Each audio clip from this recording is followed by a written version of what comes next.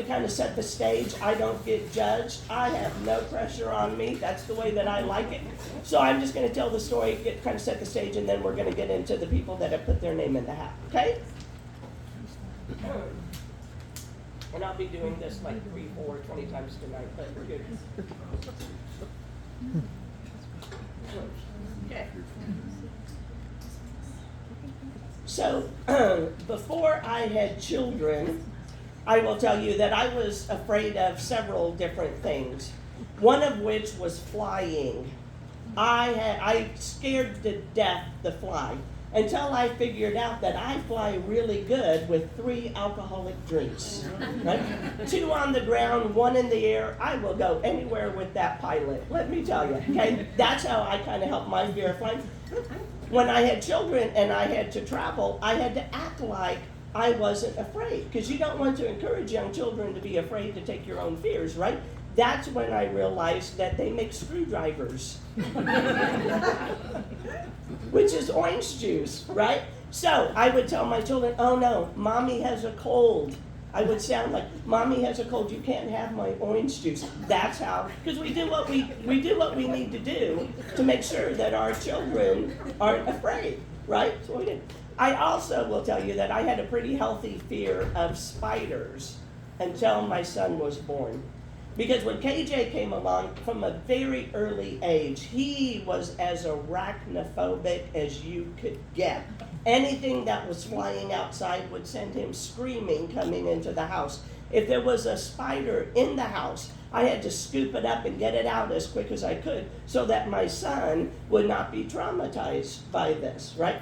Well, one day when he was 5, 6 years old, my daycare provider lived in a private home on a dirt lane. So she was the first house on the lane. I was the third house on the lane. It worked out great. So I picked both my son and my daughter up after work, and I put KJ into the front seat. We only had to go down a gravel lane, second house, right, third house. So he was able to sit there. So I put KJ in the car. I went out to the car. I went back into daycare, got Gracie, got the bags, whatever, and I came back out.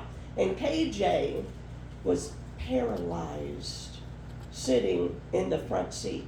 He was sweating profusely. He couldn't talk, and he was staring straight ahead. And I knew instantly there was something flying around in that car, right? So I said to my young son, paralyzed, I said to him, okay, KJ, where's it at? And he points to the front windshield. And it took everything for me not to laugh, because on that front windshield there was a gnat. A gnat that was, but I mean, his fear was real when it came to insects, spiders, all of those kinds of things, right?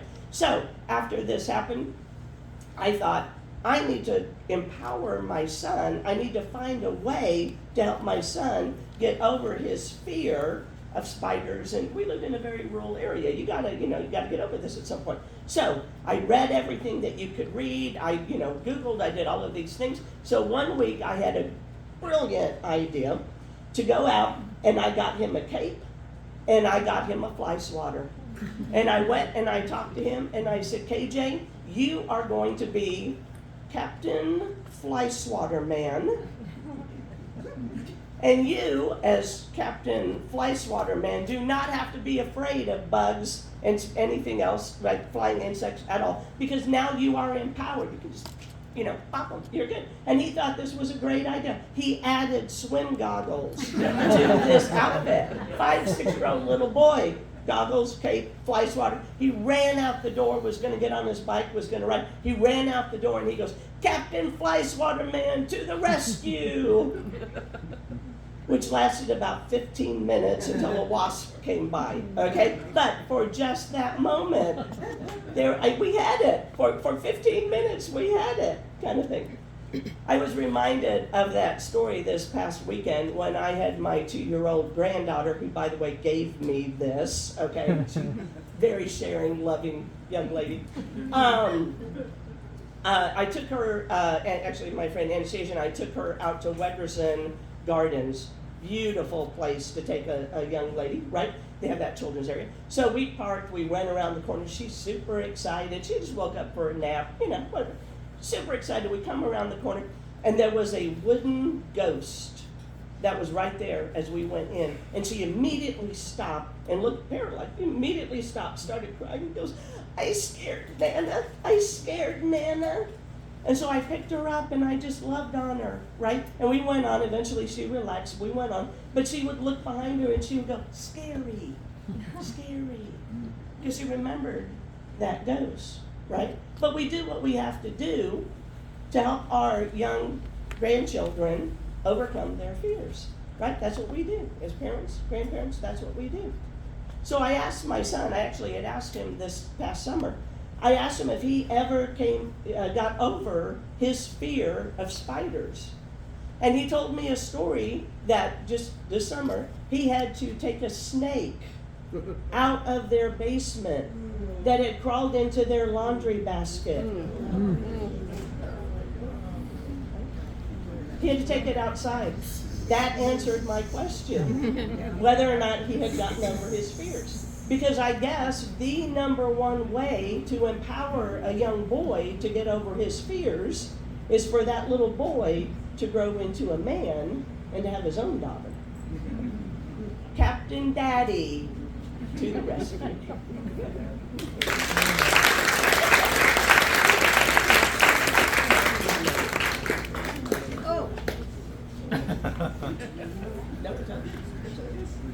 Okay, going to get our first storyteller up here. The question for the night is, in one or two sentences, tell us about the last time that you had a hair-raising experience. That would do it. One time I stuck a paper clip in a light socket. Talk about hair raising. That would do it.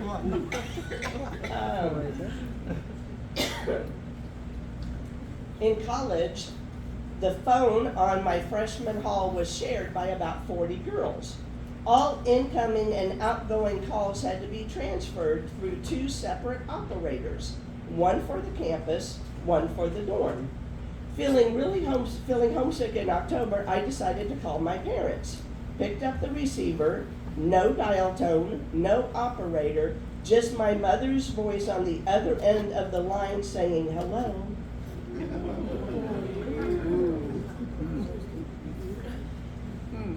Coincidence? One or two sentences tell us about a time you had a hair-raising experience. No, I just did the paperclip one. I got to get to the other one. Hang on a minute.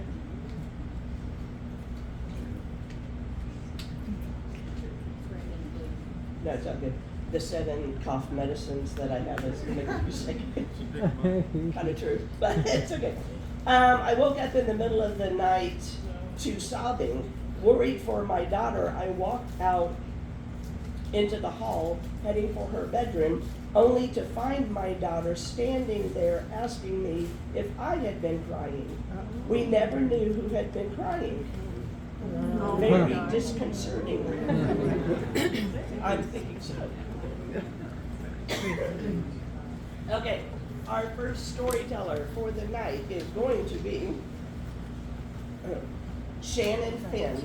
Yay. Come on up, Shannon.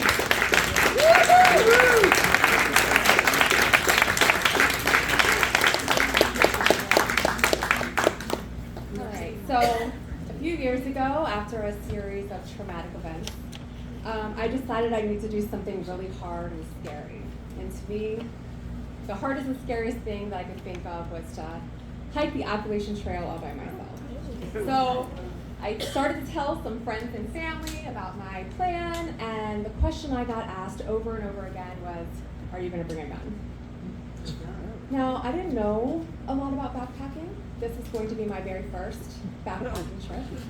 But I had read about backpacking, and I knew that the most important thing was having your pack weight as light as possible.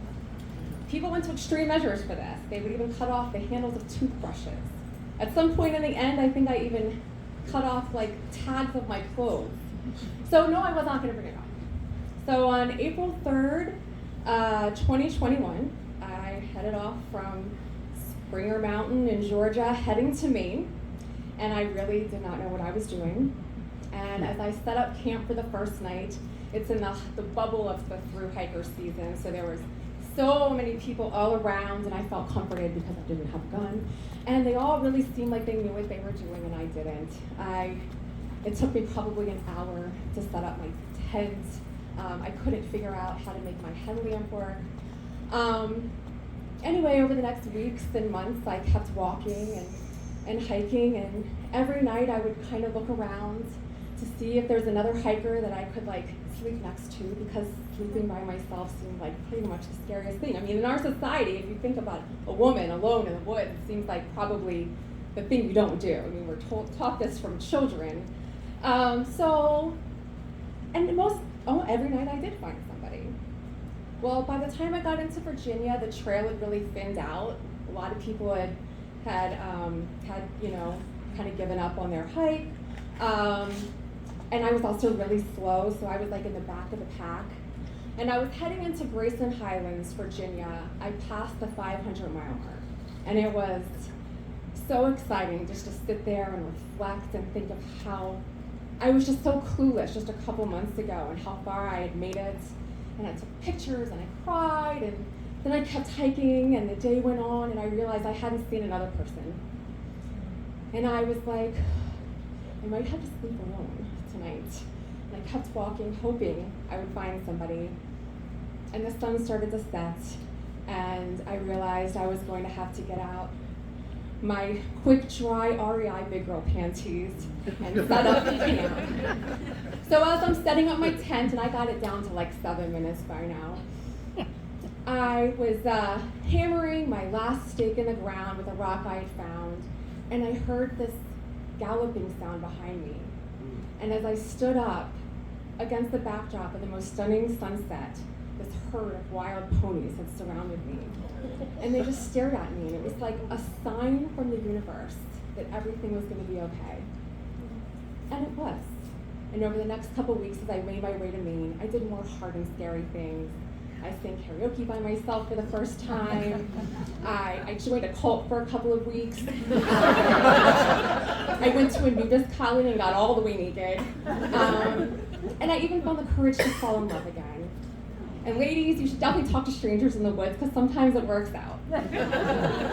So these days, sometimes I still do get scared at night in a Walmart parking lot, but I've never again gotten scared in the woods alone. The woods have been my greatest teacher and my greatest comfort. Thank you.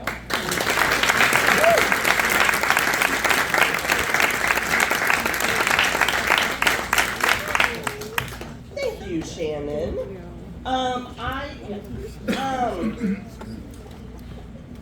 So there's a line in there that leads to another story. So when the theme is right, I expect you to come back, and you're going to start with, I joined a cult for a few years.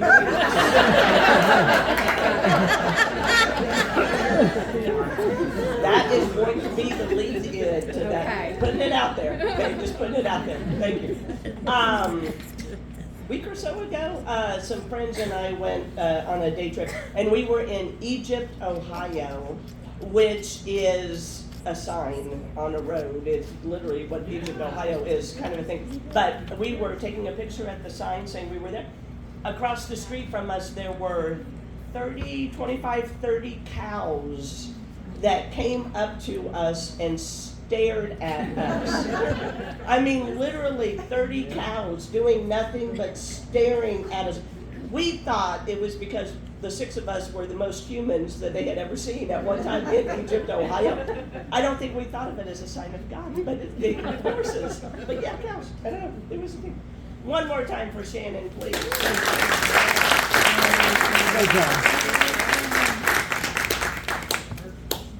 In 1 or 2 sentences, tell us about the last time that you had a hair-raising experience. After 2 months living in my apartment, I woke up to a tickling feeling on my neck, not my hair, but a cockroach. I had trouble falling asleep for days. See, there are certain words tonight that y'all are gonna go, ooh. So far, snake and cockroach have kind of been up there, okay? It was fall. My parents went to the Dayton Horse Show. When they came home, all the lights were on, and me and my 3 brothers were nowhere to be found. They looked all around the house. Eventually, they came to the neighbors. We were all there, and we told them there was a bat in the house. And we told them there was a bat in the house. That would creep me out.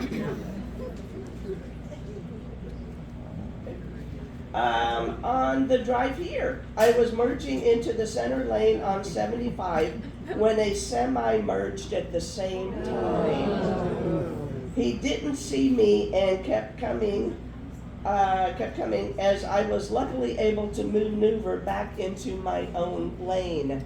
Yes, thank you. Okay, next storyteller up tonight is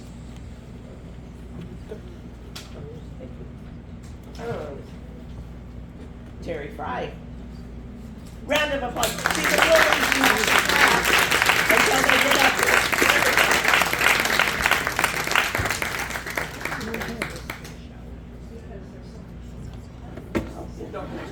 But my friend Keith said that I could ask that the timer has been You started. know you are perfectly fine. How's that? That's much better. There we go. I got you.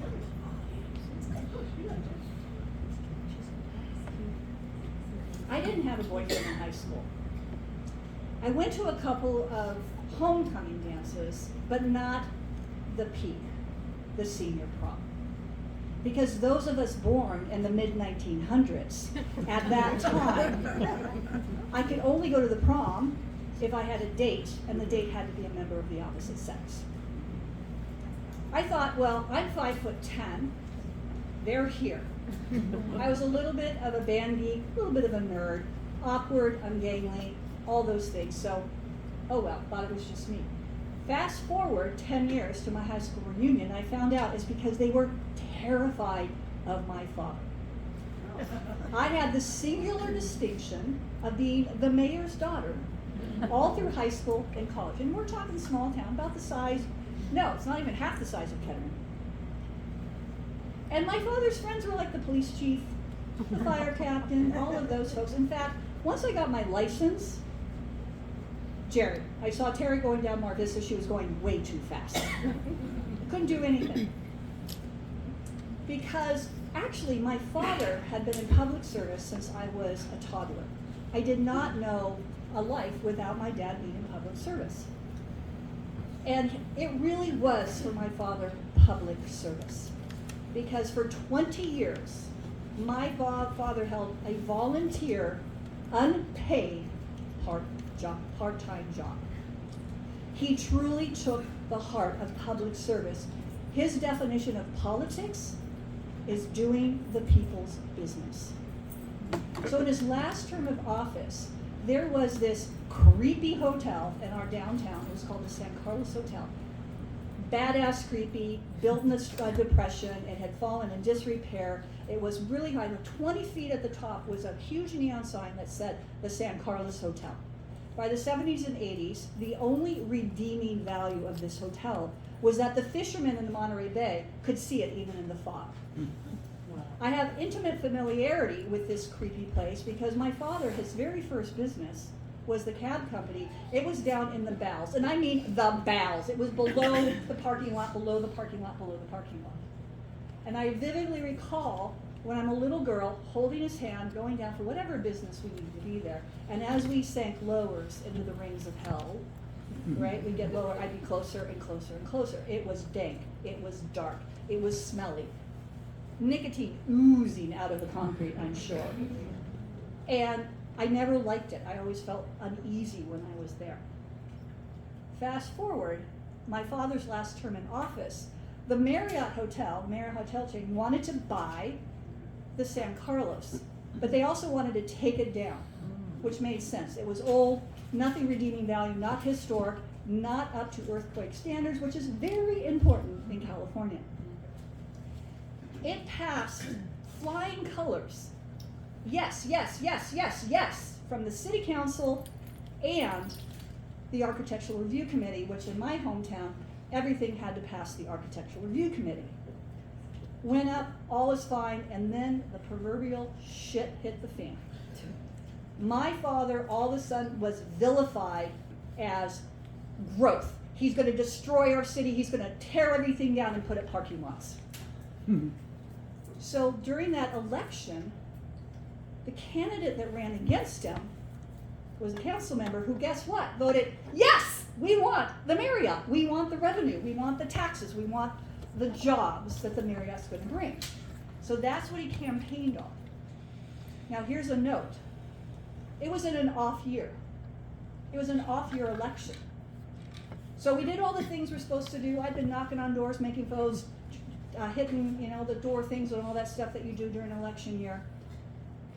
Come election night, waiting for the results, my father lost. First time he lost anything in his life. He was high school president all 4 years. He was in high school. As the months go by, people would come up to him, and my father owned a local business, so people saw him all the time. Jerry, if I only thought you were going to lose, I would have voted for you. I would have voted for you, past tense.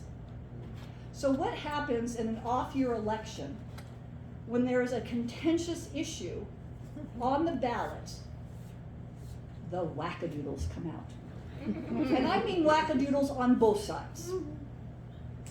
Because that was an issue everybody got behind. He's evil, it's development, it's all of these things. So guess what? My father lost. We have an election coming up in an off year. Think about it. Don't be the wackadoodle, or don't let the wackadoodles win, and don't be that.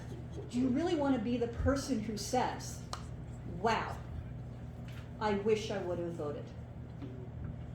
Good.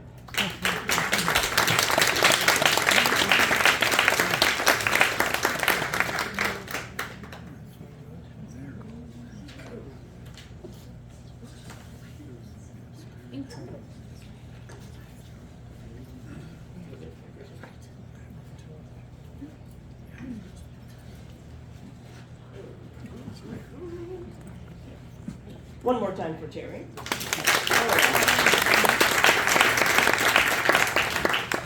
You were telling that story, I thought, timely, with the election. I'm also up here eating mints for the fruit thing, so I officially have the best breath in the ring. Just putting that out there. If I'm chewing and eating when I come up, it's what I'm doing. 1 or 2 sentences. Tell us about the last time you had a hair-raising experience. A friend called me and asked if I could come get him from the crack house he was trapped in off of Hoover Avenue. That also is the opening line to a story that will happen later, by the way. I couldn't find anyone to go with me, surprise, so I went, walked in the front door, grabbed him by the collar, and walked, never been so frightened. Wow. But yet you were a good friend. Yet you were a good friend. There we go. Crazy, but a good friend. There we go. I once was shopping at an antique store with an upstairs area. As I was walking up the stairs, a woman in a white dress ran across the doorway to the upstairs. And when I looked up, there was no one there.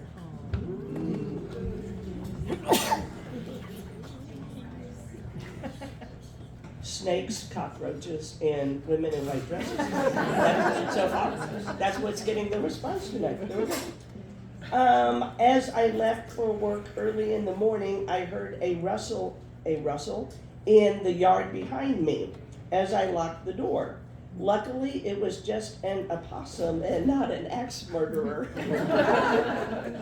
And we are all very grateful for that, by the way. There we go. Okay, next storyteller up, Taylor Hemerick. Come on, Taylor.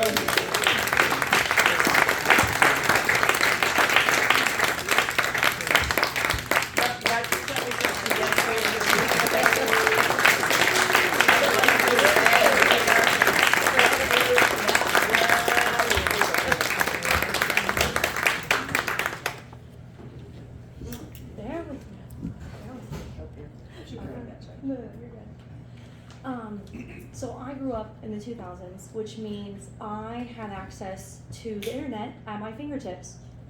But this also meant that I grew up in a time where parents did not understand yet that you should closely monitor what your child is looking at on the internet. So one time as a teenager, I was on YouTube watching videos, scrolling around, and I come across this video of a family who had noticed some weird stuff going on in their house. Things missing, things out of place, and they ended up setting up a camera, and this YouTube video was of the footage.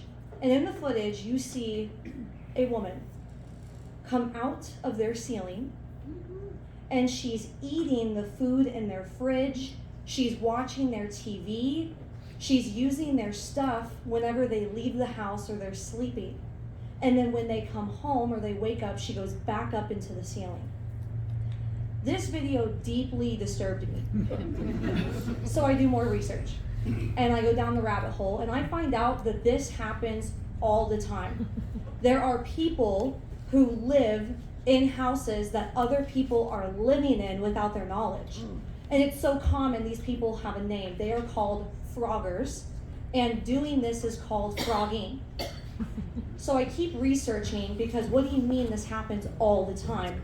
And I found out something even creepier. Not only does it happen everywhere, all the time, but usually the people doing it are not doing it because they need to. It's not because they're about to be homeless or something. It's because they want to see if they can get away with it. To them, it's like the ultimate game of hide and seek. So it creeped me out, but at this time, I'm living with my parents, my brother. I don't really feel like I'm at a big risk of this happening to me. But I grow up and I move out, and when I first moved out, I lived completely by myself. No people, no pets.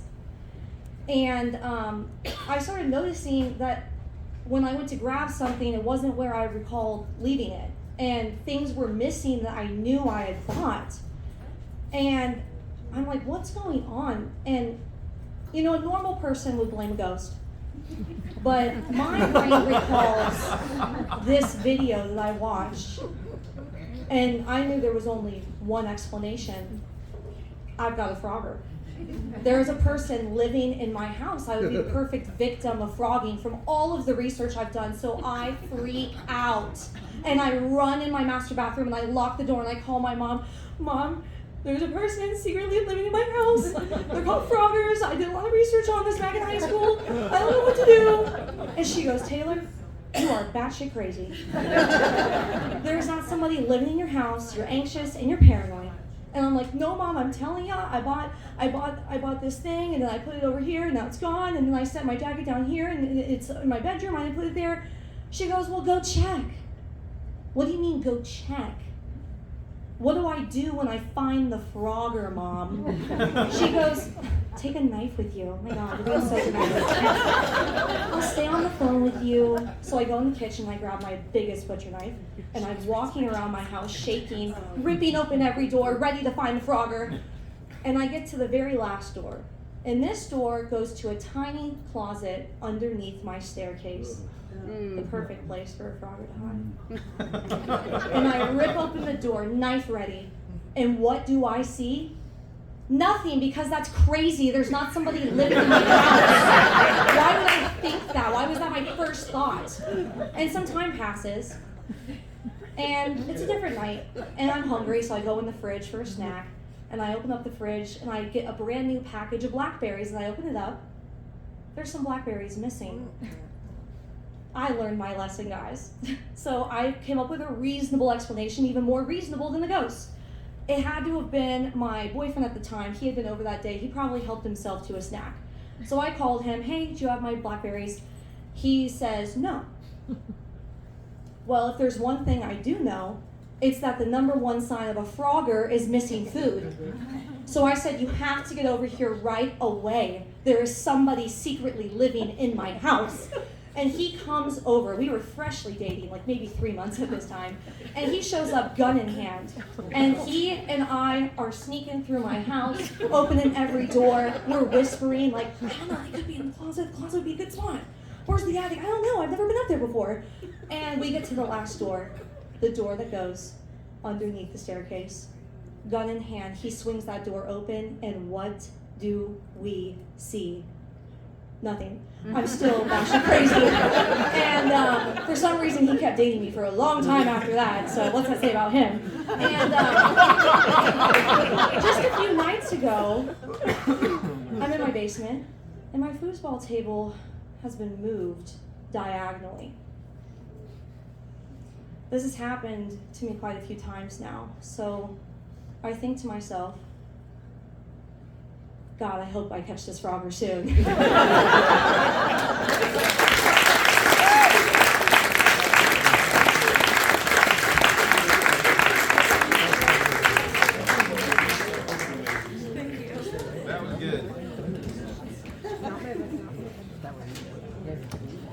That was good. What was the name of the movie? There was a movie, it was an Asian movie, and there were people that were living down in the, what was it? Parasite. To this day, the way that movie ended. No spoilers. It's a thing, people. It's a thing. One more time for Taylor. She's one of my favorites.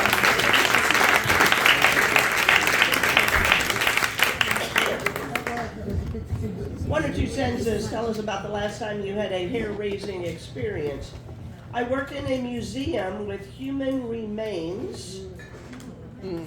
Again, a good opening line. I worked in a museum with human remains and always heard voices saying my name. One night I worked late and heard a loud voice say, "Let me out." The voices stopped when I quit. Yeah.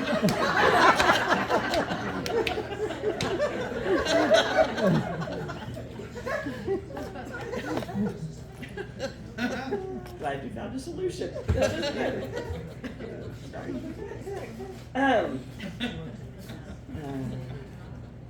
Realizing the dog running at me isn't friendly.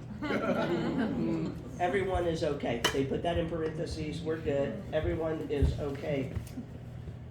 Sitting at a dead stop, middle of rush hour, looking in my rear view mirror, saying aloud, "They're not going to stop." Then bam, my car got totaled. That would do it. Okay. Number 4, storyteller tonight. Are we on number 4?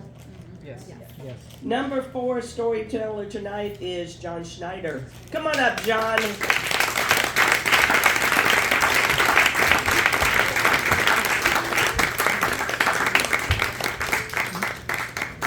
That is unique.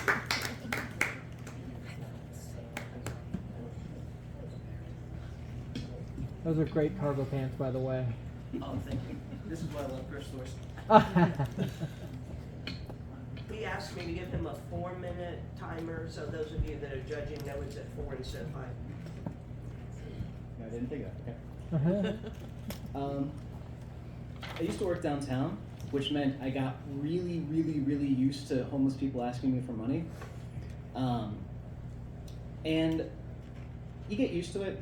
I was working a pretty crappy job and having a little trouble making ends meet, so most of my experience with homeless people was trying to figure out how to say no, or how to like avoid eye contact, or how to kind of just avoid the situation. Like I even had a really like beat up coat that I would wear so that they would think I was homeless too, so they'd leave me alone. Because I would walk to and from work and it was like an hour commute, so it was lots of opportunities to get asked for money by strangers. The time and place that you don't want to have that happen though is in an empty parking lot that you cut across as like a shortcut to get from one place to another at like 9:30 at night in the fall where it's like all dark and there's no people except for the cars driving by on the street a little too far away. Because in that moment, you don't have an excuse. You can't really break eye contact because the dude is yelling and he's far enough away that I'm thinking maybe I could run, but that would seem rude. A lot of thoughts go through your head in that moment. You're a little afraid, but you don't want to be a jerk. But like clearly, I mean, he's got me, and he is throwing off red flags like you wouldn't believe. And I worked downtown for like 10 years, and so like I'd seen a lot of different kinds of people, and Most of them pretty harmless, pretty nothing, fairly bland. Around here, homeless people tend to be a little bit husky because, healthy food costs more, just for being honest. And they, tend to be pretty clean. They tend to look like regular you and me because that's part of the survival is if you look bad, people treat you like you are bad. And so if you want to have any chance, if you're like panhandling, you've got to look safe and not dangerous and like a regular person just down on their luck. And this guy did not look like that. This guy gave me the creeps when I could barely see him in the dark. And every moment that he got closer, it got worse. He's like shambling with this weird gait that I don't know what that's about. He is looking kind of like thin in a kind of unhealthy way, and he's got eyes that are like, crazy eyes when you see them, where you can see the white all the way around the color, and the eyes are like stop signs. They're just telling you like, no, just no. And you see this guy, and I'm clenching up because I'm like, I don't know how to handle this, because somebody on the edge of desperation is kind of the most dangerous kind of person you can run into, because you don't know what they're going to do, and they might not even know what they're going to do. And so I'm unsettled, and I'm alone, and I'm isolated, and I don't want this guy to get any closer. And we're already walking towards each other, and he's yelling, man, like, hey, can you help me out? I just need to get something to eat, man. Can you do anything to help? And somebody who is yelling as a homeless person, they know that's a red flag that you're going to walk away, so they don't yell. And they don't approach you at night because that's scary as well. So, like, this guy is freaking me out. And all I have on me, and again, hard time like making rent and stuff, all I have on me is a $20 bill. And this is like the mid-2000s where that stretched a lot further. And so I can't even give him some like pity change. Like, I've got nothing. I've got a 20 in my wallet, and that's it. And he gets closer, and like the last red flag, dude is dirty. Like, his clothes are dirty and like worn. And he just says, hey man, I'm just trying to get something to eat. Do you have anything? And I was like, man, all I got on me is this 20. So here you go. And again, I didn't even want to be this close to the guy. But it hit me that a guy who looks that bad to someone who is used to it, the reason why he's skinny is because everyone else is terrified. And the reason why he's screaming in desperation is because nobody wants to come near him. He had to yell and come to me because nobody wants to be near this dangerous looking person. And I don't think I exactly saved a life by giving him $20, but I know I got him $20 worth of life, I got him a little bit more. And he broke down crying. And he couldn't thank me because he didn't have anything to do in return. And he just says, I'm sorry, man, can I give you a hug or something? And I didn't want to touch this man. But I gave him that hug. And, I mean, you know what it felt like? It felt like a hug. And I'm willing to bet that was the only time in months that anyone had treated that guy like a human being.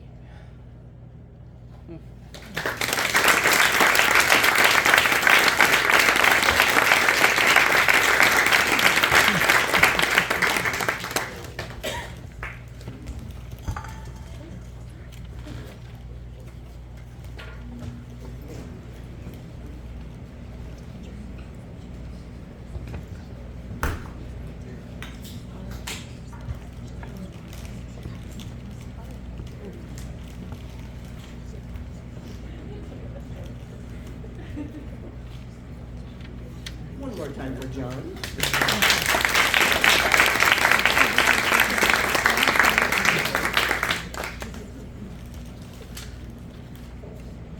One or two sentences. Last time you had a hair-raising experience. A medium knew exactly how a significant person in my life passed and gave specific details. How many of you have been to a medium? Anybody been to a medium?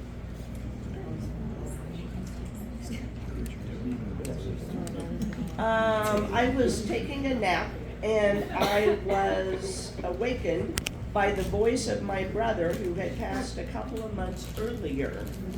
It was a very pleasant surprise. I bet it was.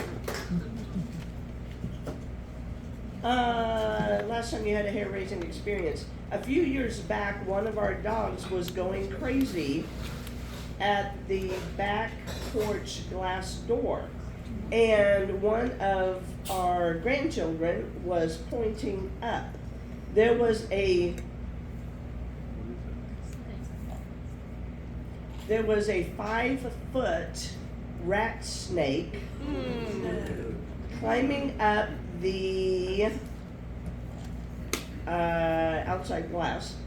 Although they're not poisonous, a chill still went up my spine. At 5 foot of anything crawling up, that's a chill. That's gonna happen. That's a chill. Next storyteller coming up is Lou Palmer. Come on, Lou.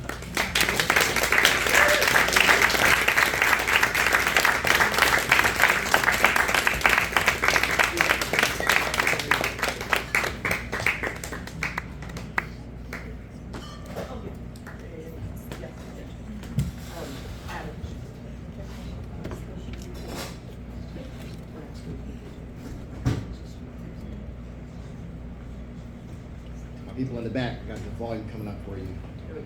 Thank you. All right, I don't usually tell stories with a moral, like a moral to this story, so hang on for it. I moved from Cleveland to Florida, and I was excited to move to Florida because for the good weather, for the beaches, but Florida also has a lot of bugs, cockroaches, and I have an irrational fear of flying insects. And if there's a bird in the room, something like that, I'm really afraid. And Florida has flying cockroaches. I saw one on the screen and I said, does that cockroach have wings? And it kind of flew at me, really creeped me out. But that wasn't the creepiest thing about Florida. Florida also has little geckos that run around. They run in your house. Kids like to touch them and grab them, but we had to create a little pathway of cardboard and shoot out of the house. Even the geckos was not the creepiest thing about living in Florida. Not even the alligators. The creepiest thing in Florida happened to me. I was going to the bathroom one day in my own house, and I opened the lid of the toilet, and there was a frog in the toilet. Now, I also have an irrational fear of things crawling up my butt without my consent. And here's a frog, and you're probably thinking, that doesn't make any sense. The frog doesn't want to climb into your butt, but you don't know how the frog got into the toilet. So you're thinking the frog hopped in the front door, the back door, hopped around, hopped onto the vanity, and then hopped into the toilet. No.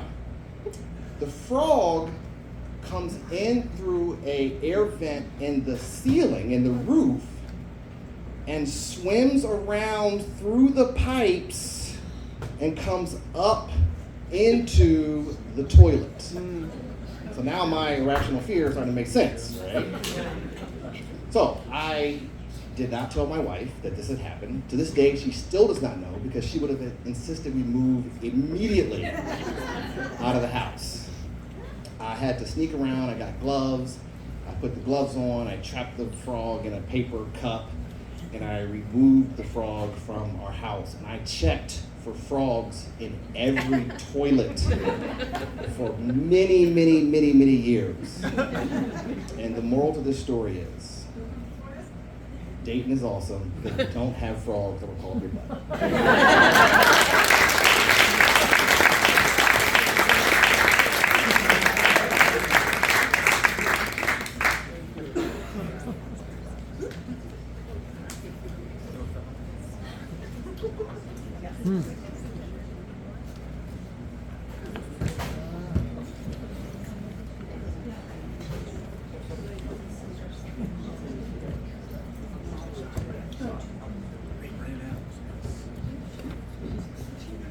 Does anybody other than me want to ask Lou if you named the frog Nemo?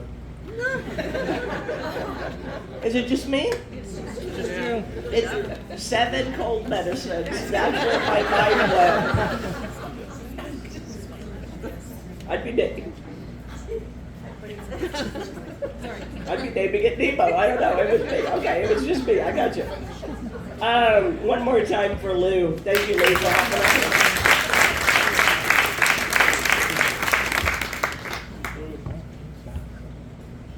My dad had a dream that an old friend's wife was going to die. We got the call the next morning. I was 12 years old. Our family took a vacation to Florida, where apparently they have frogs in the toilet. We took a vacation to Florida. We stopped at a grocery store. My brother was handing me the bag of groceries. One was super heavy. My brother was struggling. I was prepared, and when he handed it to me, I smashed it to the ceiling. I smashed it to the ceiling, and it was full of potato chips.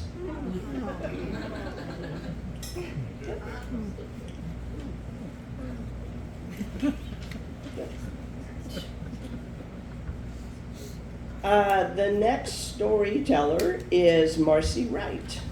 Marcy, come on up.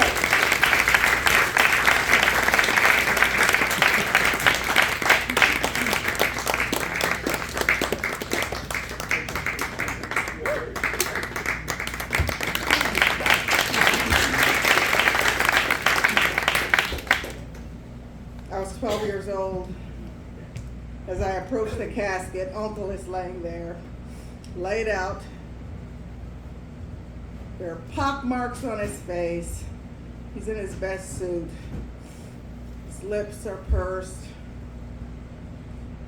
Laying up there too proud to speak, as my father used to say. And I said to myself, nah, this is not for me. I won't be doing this. And I walked out with a firm commitment, having been thoroughly and deeply disconcerted.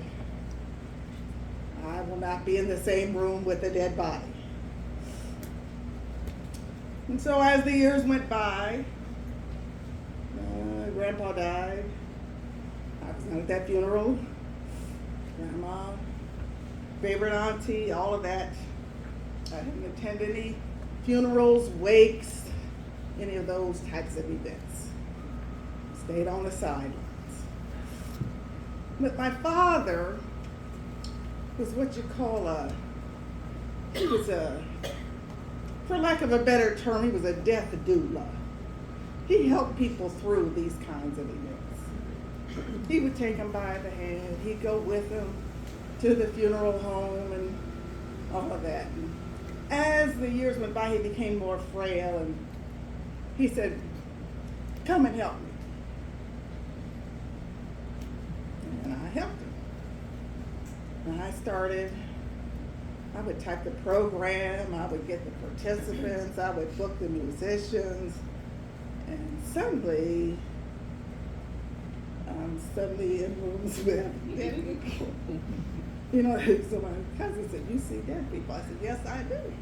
And so it got to a point, changes in life and so on. So my cousin Morticia, that's not her real name. That's what she does. She said, you know, you're doing all this, you need to come into the business. And so I got my license and became a licensed funeral director. And she began to teach me, and she was my master and my mentor, and I was her apprentice.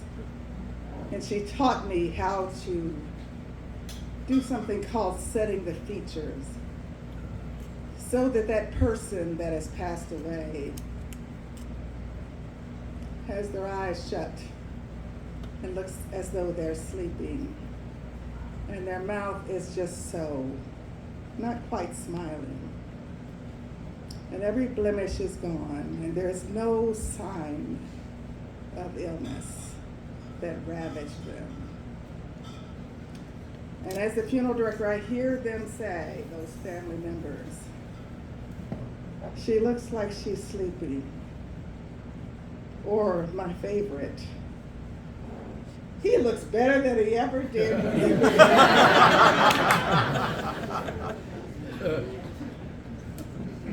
And I tell you that I'm the one in black, and these are my acts of love, so that no one is ever creeped out like that little 12-year-old girl.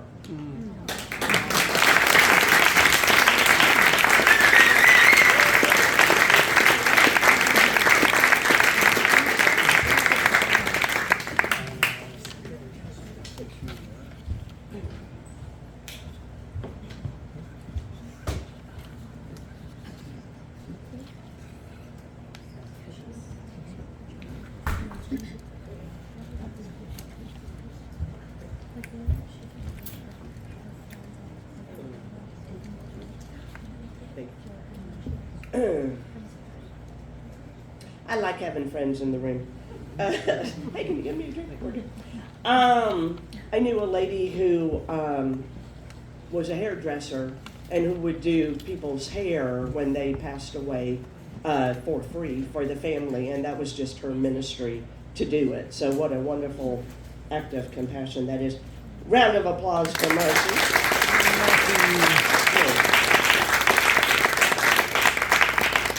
We are right on time. We have one more storyteller coming to the stage. Last time you had a hair-raising experience.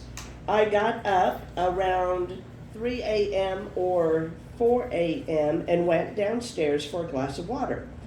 As I stepped up to the kitchen counter, I felt something like a wad of paper or a piece of food under my toes. I do not like where this is going. I was right. I stepped back and looked down just in time to see a 2-inch wolf spider scurry under the stove. That might have been the winner. 2-inch wolf spider, that might have been the winner for the reaction from the audience tonight. I thought cockroach was going to be it, but 2-inch wolf spider. There we go. All right, last slip of proof. I monitor my sleep with a sleep app. It records breathing, heart rate, and even sleep talking. One morning, I listened to what had been recorded. What could go wrong?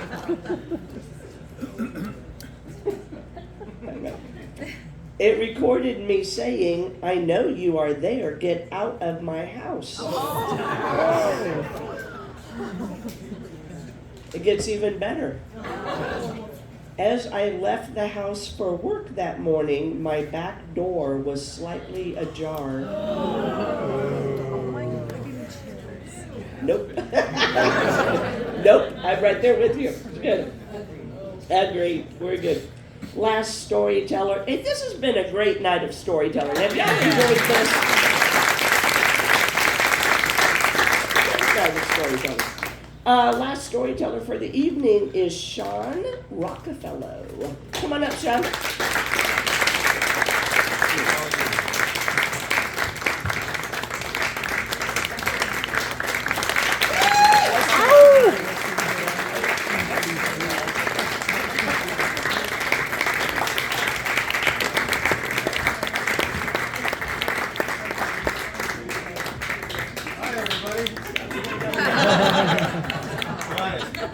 Nailed it. I hate those stories about spiders and stuff because it makes I can't see that. Oh God. Block it out of my mind like it's not really there. Everybody please be seated. Thank you for listening. I get a lot of questions about my eyesight. Yes, I am blind. No, it's not contagious. I lost my eyesight about 11 years ago from the COVID vaccine. So whatever you do, no. Take the COVID vaccine. I'm just kidding. It's not from that. I don't care what you do. COVID vaccine. I also get a couple weird ones like, do you see shadows or shapes? And the shadows I can understand. Like if my eyesight started to go really dim, is it just do you see shadows? But the shapes I just don't understand. Like I had eyesight and now it's just like a geometry class, you know, like triangles and rhombuses and squares and stuff like that, or like a Fisher-Price activity set or something. I don't get it. The other thing I get that kind of starts getting me into the story is I can only speak for myself, but maybe I can speak for all blind people. We don't like being introduced to one another. I think that that's kind of creepy, and it's like one of those things where people just have this natural inclination to want to hook me up with another blind person if you know somebody. Like, hey, we got to get you hooked up with Frankie. Yeah, he just moved from Chicago. He's blind. Let's get you hooked up with Frankie. And I'm like, look, Frankie's probably fine. I don't need to meet him. I'm sure he's a great guy. But what about Ralph? You know, your neighbor's mom's friend with the convalescent home. He's deaf. Well, what about Johnny? Yeah, what is this? Was Johnny blind or deaf or what is he? Oh no, he's just Polish. And it's the weirdest thing that people want to hook me up with somebody. So anyway, I get hooked up with Frankie, and Frankie is like me where he lost his eyesight in his mid-20s. Frankie's also like me in that he's a drug addict and an alcoholic in recovery. I personally just celebrated 7 years clean and sober last month. Thank you.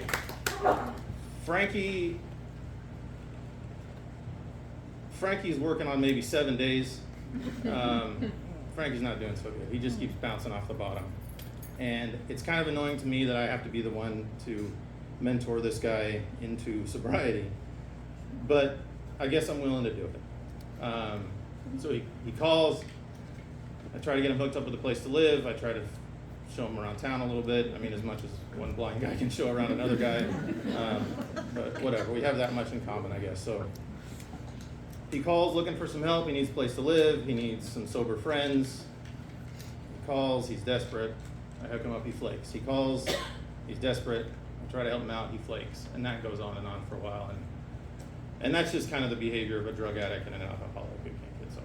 So he calls me one day and he's in really bad shape. He is really not doing well. And he lives on the other side of town. I don't have his address. I just know that he lives in an empty apartment with a mattress on the floor. And he's dope sick. He's trying to come off of fentanyl. He's trying to drink his way through it.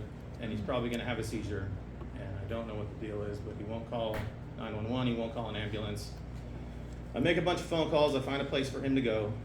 I find a rehab with an inpatient detox. He's going to go in. He's agreed to do it. All right, send me your address. I'm going to have Larry pick you up. I make a bunch of phone calls. No address. Call him back, no answer. And now I'm starting to get creeped out. Because for the first time in our little relationship here, he's actually got me worried that he might take his own life. Because the last thing he said to me before he hung up the phone the last time is that it would just be easier if he killed himself and be done with it.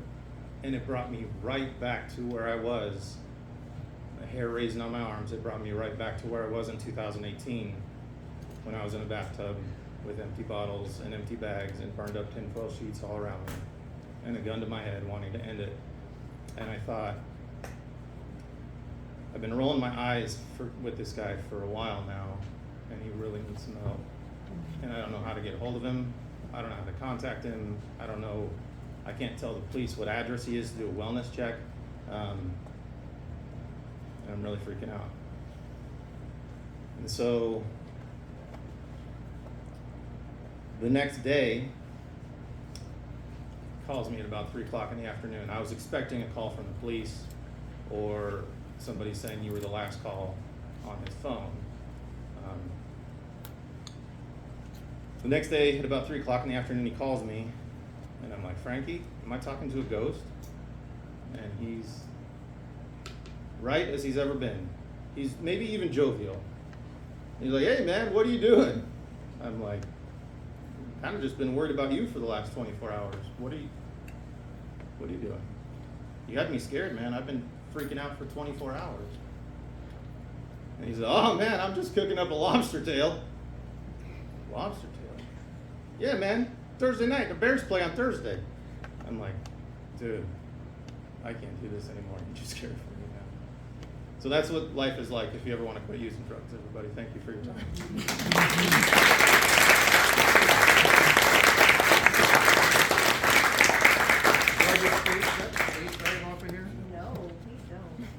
Backflip. Thank you. Yeah.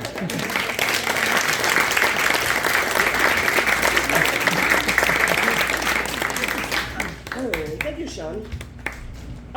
So I think I think we might make it. I think we're gonna do this. The judges are gonna get together out in the lobby and look at their scores and such. That gives you time to go get another drink if you want to. I do need to tell you that next month, which is on the third Wednesday, not the fourth Wednesday, the theme for November is going to be thankful. Okay? So go ahead and get that. Tell your friends to get your story in place or whatever. But the theme is going to be thankful, and we will be here, and we will start the holidays off. And I will have your winner in just a moment. Okay?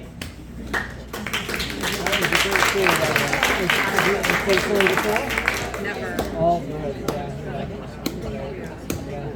Did you meet him? Yeah, You guys met on the woods? Good job, both of you. Great story. I mean, It's hard. It's, you know, there's a lot of guys out there trying to lock one of these trail women down. sure. They really have the pick of the litter Here's the with thing their. now. I never have to shave my legs because when I had children. The hairiest version of There you. is no, the bar is so low. Makeup, deodorant, razor, it's all extra now. It's all extra now. Anything I do now is extra, right? That's right. That's absolutely. So, yeah. Yeah, you gotta do it. Actually, we went to go stay at Holt Place Yes, we did. our first night. We did stay with the whole family. We did. But I went to. But then she went, the call is a couple different locations. There's another one in Vermont. Sorry, it's your story. It's a good place to recruit because people are like on a journey seeking, so they have several hospitals on the trail. That makes sense. Yep.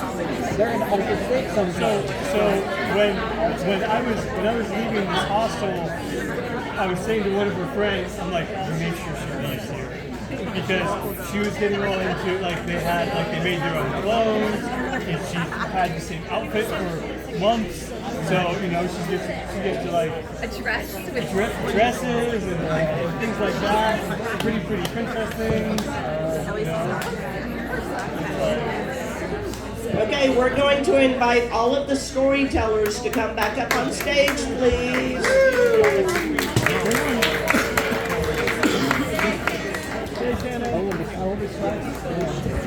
I could see it. I thought the funeral director was very strong. She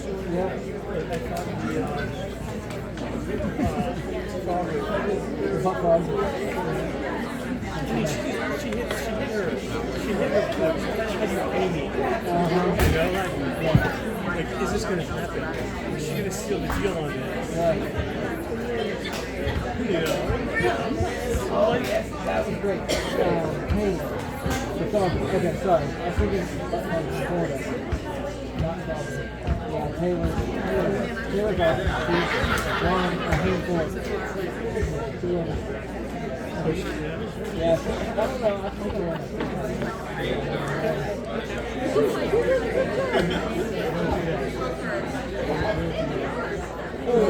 Okay. I don't know that I said up front what the winner gets, but they get something. They get a what? A spider, which was the winning reaction tonight, a 2-inch wolf spider. I know, right? No, the winner gets 4 passes to a future Story Slam.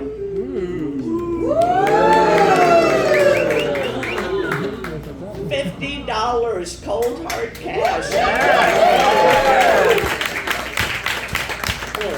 And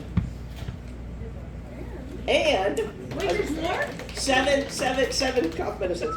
And the most valuable piece of all of that is that the winner gets to come back in June, which is when we have our Grand Slam. All of the winners from the season come back in June and compete for the title of Grand Slam champion. Second season of storytelling, second or third, or I don't know how many times you've won. But our winner tonight, Taylor.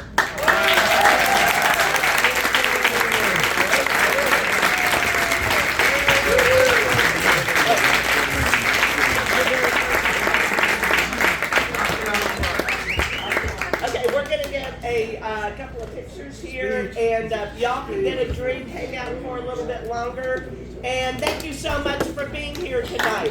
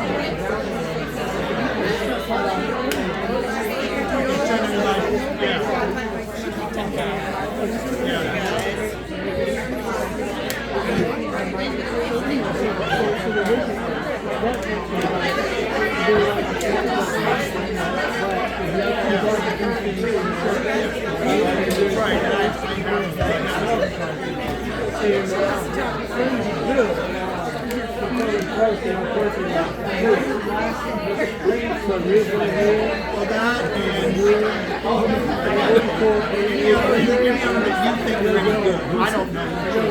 Good night, good night.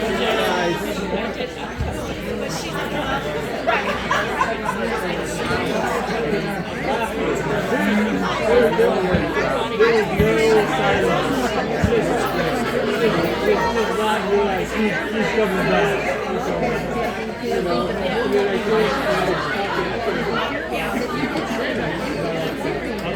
I told her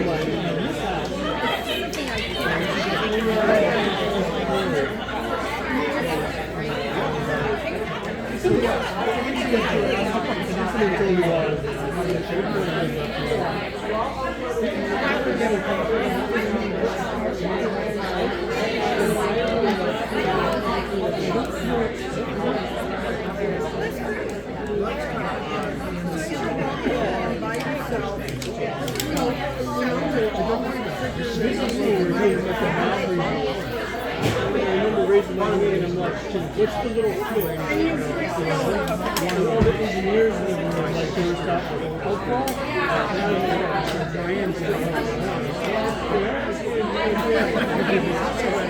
Thank you.